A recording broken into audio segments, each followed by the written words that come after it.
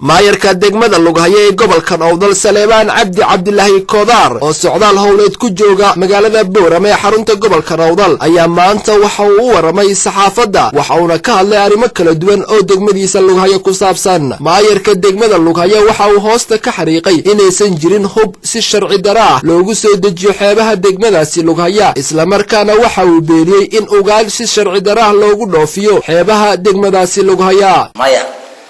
arrinta tamaada Soomaaliya dhici karto waxa weeye waa been abuur ay dadku sameeyaan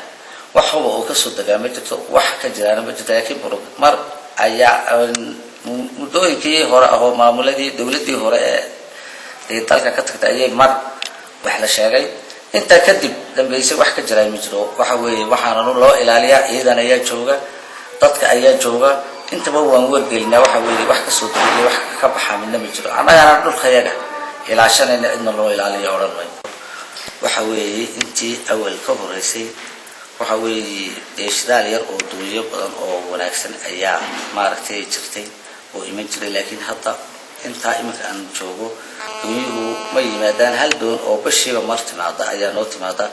wax dhaqaale ah oo naga soo galaana ma jirto halkaasi. hadda aad ayay maaragtay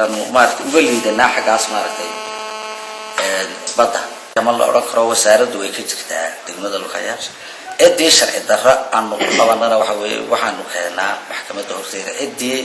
fasax la siiyana ee kullay waxa weeye intii aan la kulanno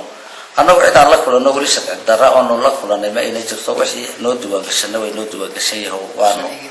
maartay cashuurta laga qaadaa sida la ajiyay baan ku fasaxay. Fataax Ahmed, Had Wanaag News, magaalada Boorama.